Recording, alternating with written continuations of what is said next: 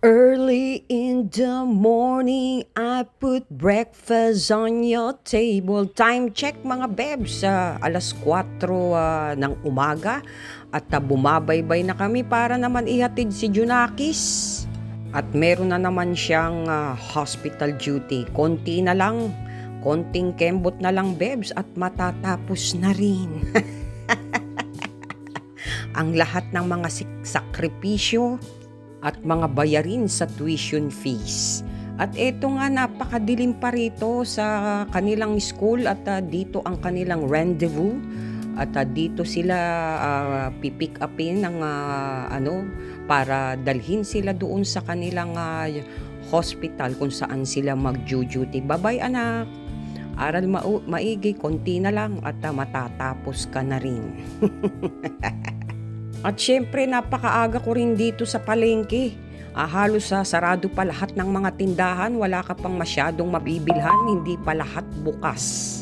At ngayon lang nga ulit ako nakapag-video mga bebs dahil puro reels nga lang ang aking ginagawa dahil ewan ko ba itong sa video ko nag-automatic part 1, part 2, part 3, part 4, part 5. Naranasan nyo ba yun mga bebs?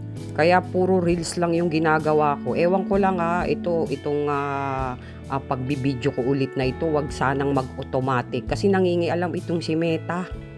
Siya yung nagdidesisyon, hindi ko desisyon yun yung mag part 1, part 2, kaya na ano tuloy yung video ko. At eto na nga, eto pa lang yung mga tindang mga isda. At bumili rin ako nitong pusit. 180 per kilo daw, pero bakit 200 pesos ang siningil sa akin?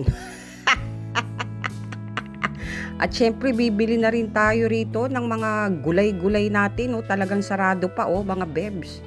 Halos wala pang mga bukas. At meron na naman nanguna na mag-almusal. Syempre kakainin natin ay ang pansit dahil yun lang ang mainit-init. Mainit-init na pansit, masarap yan sa umaga. At ngayon na nga lang ako nakapalengke rito mga bebs dahil most of the time doon ako sa Walter Mart na mamalengke dahil nandun na rin naman ang mga pangangailangan, pero hindi lahat.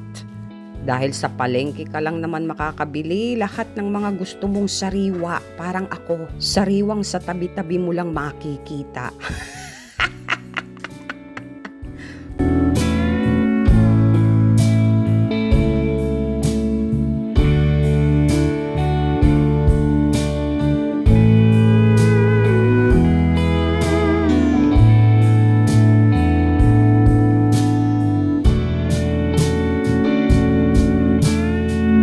So ayan, kompleto na ako ng mga lulutuin ko hanggang kinabukasan. So yun lang mga bebs at mapagpalang araw sa inyong lahat.